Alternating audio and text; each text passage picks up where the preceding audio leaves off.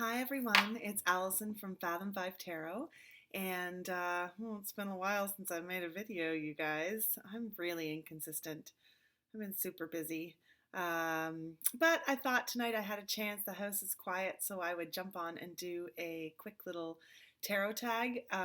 It's about a month old, but it just sort of filtered through to me through the channels that I subscribe to yesterday, I think.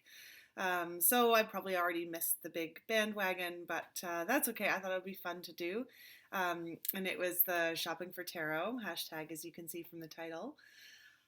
I didn't even attempt to do a depth year this year, and that was out of, I guess, probably cowardice because I knew I wouldn't. Not terrible. Um, but I don't think I've been buying willy nilly the way that I sort of did at the beginning of my interest in tarot, where I just wanted to see everything. And if there was a good deal, then I'd get a deck. And I think I'm much more discerning now. Or I just know what I like. I just know, not discerning, that sort of implies that there are some better than others. I just mean in terms of my own taste and what I'll use and what I like to look at. I think I have a better sense of that now than I did. Sorry. It's my house is really dry. We had a huge dump of snow in Ontario on Monday, November the 11th, which is really early. Um, I was like, oh, I'm getting my snow tires on this Friday, November 15th. How prepared I am this year. What a great adult I am. Finally, I'm prepared for winter. And then this giant 15 centimeters of snow came, and I was getting all over the road, of course, like everybody else. But as a result, all the heat has come on, and I'm thirsty all the time now as a result because the heat's just running constantly. Um, I thought I would do this little hashtag because it looks fun. Yay! So here we go. I'll link the original video below, and so you can follow and play along if you want to. I've really been enjoying watching everybody's hashtags. I've also been enjoying the anti-hauls and people getting rid of their decks. I think that's super interesting to watch. Katie Flowers did a great one, but I haven't done that. Maybe I was gonna say maybe next year will be a depth year, but next year's coming up really quick. I don't know, you guys. Anyway, so I'm going to go through these 10 questions. I just sort of chicken scrawled them out in my little notebook, so hopefully I can read them as I go through this. But the first question is, what was the last deck you bought and why that one? And so I decided I do have some ones that I backed on Kickstarter that just haven't arrived. So I thought it would be the last deck that I bought and had it actually come into my house. And for me, that's the Zombie Tarot. I've been looking at this deck ever since it came out. I think a few years ago. I think it came out at the same time as the Housewives Tarot. And this style of art, this like retro 50s ad art, is 100% up my alley. I just dig it so much. I've got some framed 1950s ads through my house. I just think they look awesome and cool. But for years, even though I'm a big zombie fan, I think I'm like the last person, my husband and I are the last people still watching The Walking Dead and enjoying it, even though that show's had ups and downs. I just really enjoy that narrative. I held off on getting this deck for years because I thought it was too gross. Which seems weird if I like The Walking Dead, which is super gross. But I was like, do I really want to look at that in my tarot deck? Do I really want to have that be part? Like that one's not too gross. There's a couple real gross ones in here. I'll see if I can find an example. No, it's not that gross. That one's a little gross. Oh, well, there's one with a kid in a high chair that's just really yucky. Oh, shoot. Of course I can't find it now. Uh, and I knew I would only use it around Halloween, which is when I got it, and when oh, this one's pretty gross. There we go. Not nice. Isn't that nice to turn on YouTube and have someone specifically pick out the grossest things for you to look at? uh, but anyway, I'll go back to just some regular images. And so I was like, oh, Halloween, it would be fun, but it's too gross, and I really don't like the backs. Just like, don't write your name, the name of the deck on the back, and I'm not really into that. But in the end, I really decided to get it because I thought it would be kitschy and fun. Oh, there it is. Ugh. And I'd heard from people how much they did really like it. And I gotta say, it is great. It's so funny. The deck is just hilarious, and it is perfect for Halloween time. I'm gonna put it away now for the year. I'm not gonna be using it anymore. I don't think. I'm not really in the mood for it. But I really do appreciate what they've done. And the little, oh, I just left the little white book over, it's out of my reach. But it's so funny. It's got such a great sense of humor, and that really overrides the grossness of the images for me. And even just the whole deck itself, the way it's been put together, with such a sense of humor, but also a really good sense of what the cards are and what the cards mean. So in the end, I'm really happy with my little zombie tarot, and it's mass market. It's not. I got it on a great deal. It's not very expensive. You know, if you watch the Amazon cart, it'll sometimes just like drop down a few dollars in price, so I was able to get it then, and super fun. So yay, I love the zombie tarot. What's your decision process when you buy a deck? I've gotten much better at this over time. And I don't buy any decks right away. The zombie tarot is a great example, although that's maybe not fair because I really didn't think I was going to get that one. There's not, like, I don't put anything straight into my cart anymore. I just can't. I can't. There's too many great artists. There's too many beautiful images, and I would just be overrun. Already my husband, who is like super supportive of my hobby, but he's like, you got a lot of decks here. And So I give it time. I wait it out. Even on Kickstarter campaigns, unless I'm super certain, like I don't even try to go for the early bird anymore. Because I always, always, always, always miss the early bird. I can never get in fast enough for that. But also, I just don't want to make that snap decision. I want to think about it. Usually Kickstarters are like 30 days long, and I really think, will I use this? Sometimes if I think it's beautiful, whether or not the artist is going to make it over the limit, that might motivate me to do it more. There's lots of things that make me think about that. Is the artist Canadian? I like to support Canadian artists, and usually that means a lot better shipping for me if it's from Canada. And then I just sort of let it simmer. And then if I really want it, I'll get it. And I certainly have FOMO like everybody else. There are a couple decks right now that I'm wrestling with. Dark Mansion is a great example. I just appreciate the heck out of that deck. I think it's gorgeous. I know people love that deck. But I'm just not sure I would use it. And again, if it were not as expensive for me, which I think it's worth every penny, I'm 100% certain of that. But just for the money that I'm putting out, will I actually use it? Because I have a giant love affair with the Halloween Tarot, as everybody who watches this channel knows, by Kipling West. So that one is one that it's not going out of print anytime soon. So I can have my FOMO be just abated a little bit. But I really try to wait and think about it when I buy a deck now. Deal breakers that keep me from buying a deck. I don't know if there's that many deal breakers. Like, there are things that I'm just not into. Angels, Doreen Virtue. When I started, I wasn't aware of Doreen Virtue. I became aware of Doreen Virtue when she became the iteration of who she is now, and I just missed that bandwagon, and I'm just not into it. Nothing against her work or her art. Um, and there are, I guess, certain aesthetic things that don't really appeal to me, but my real deal breaker is specific cards, I guess. Like, I have to love the Hermit card because that's one of my favorite cards.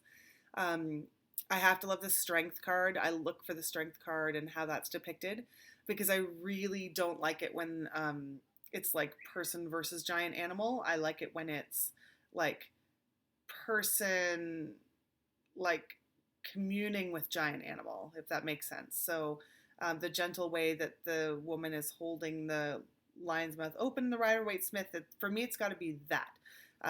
So that is a real deal breaker for me. Um,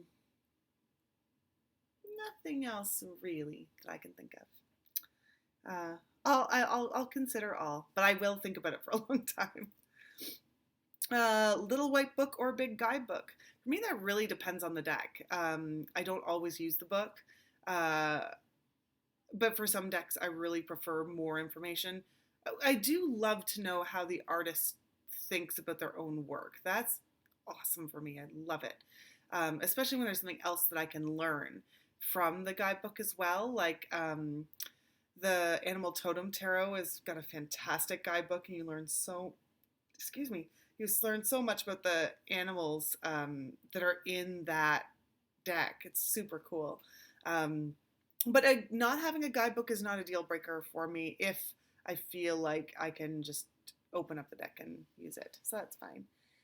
Do you have new deck rituals? How do you break in a new deck? I spend a lot of time just looking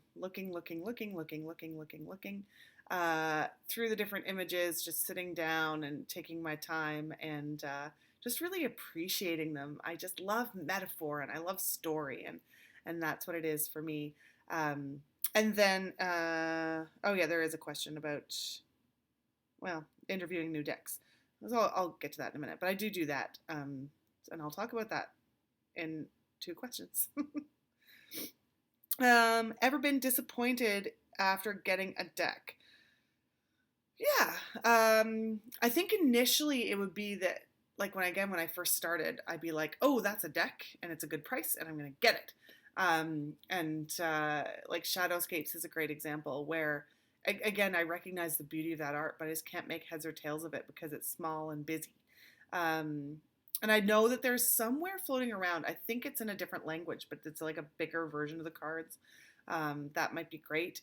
But it's also not an aesthetic that I really am into myself, even though I recognize how gorgeous it is.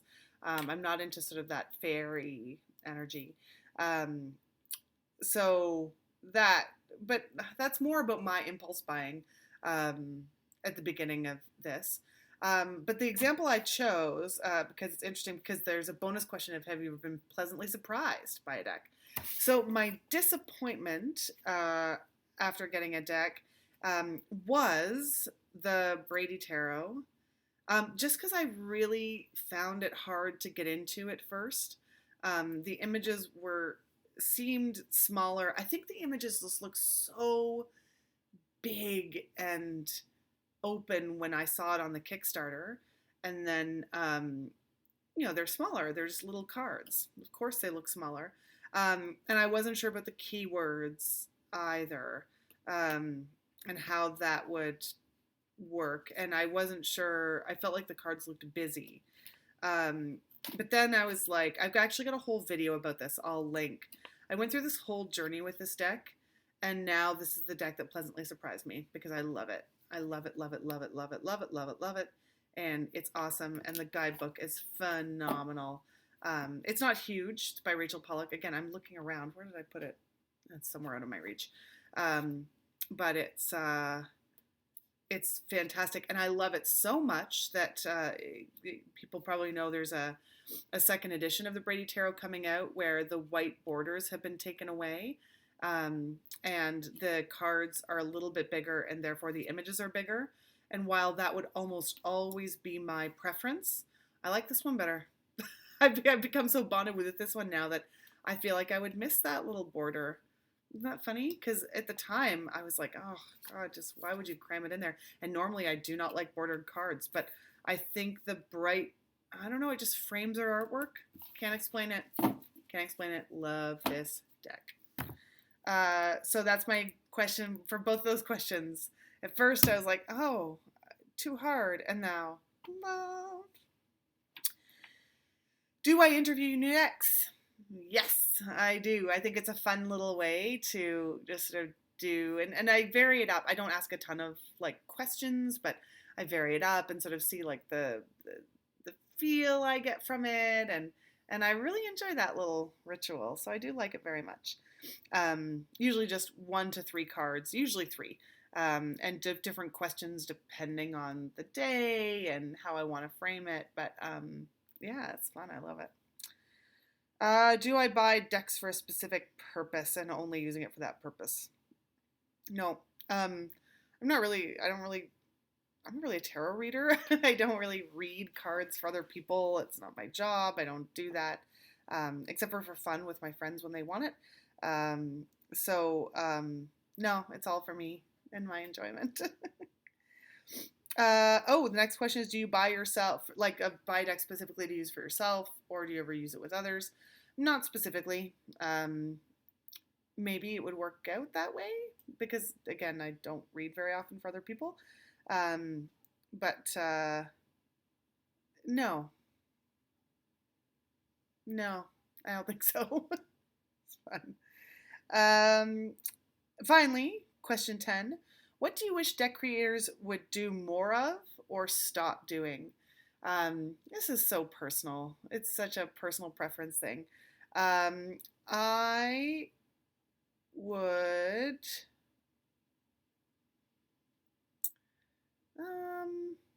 I've got a couple things, I guess. I would like it, I think, if more deck creators offered, if your deck comes in a beautiful fancy box and you're in the United States or somewhere far away, it'd be nice if you could also purchase the deck without that heavy box and then maybe save a little bit on shipping, and the overall cost of the deck. I mean, that's really fussy pants and based on all the shipping nonsense that everybody has to deal with, no matter where they are. You always want a deck from somewhere else and it's going to cost way more.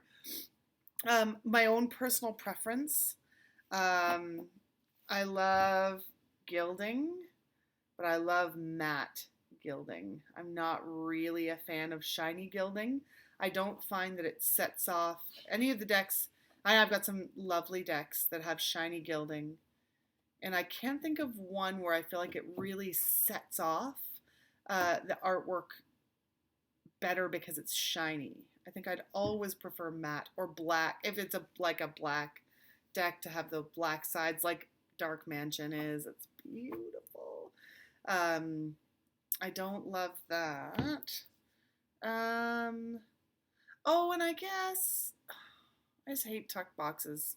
I know some people are really good and they keep all their boxes, but I'm just hard on my stuff, and so inevitably my stuff ends up in bags, or I just throw the boxes out, which I guess is I know. I wish the thing that deck creators would stop doing, and actually Zombie Tarot, my latest deck, was great. Instead of being, oh wait, is this true? Yes, it is. Instead of being entirely shrink wrapped, it just had a little band around it. There's just so much plastic in the world, and whatever deck creators could do to minimize the amount of plastic that was put on their decks would make me insanely happy. That's my number one. Forget gilding, forget boxes, but whatever they could do to minimize the amount of plastic. And in a way, that's true for packaging in general. Like, the Zombie Tarot, I'll reach for it now. It does come like in a big box with a foam thing. Like, there's plastic in here. So could it have been packaged more sustainably? Yeah, I'm sure probably it could have. Although it also does house this cute little, I'll reach again. Sorry. It houses this little book, which isn't like a tiny white book. There's chunk to it, so you needed something to hold both. So this isn't a bad little option, but everybody, this is my wish for everybody, less plastic. So I think that's it. That's my little tarot tag, and I've really been enjoying watching everybody else's. That's super cool, and I can't wait to get on here more and put more videos up. I do have decks coming that I'm really excited to talk about, so they just have to get here. At some point they will. So happy November 13th, and hopefully I'll see you soon. Bye.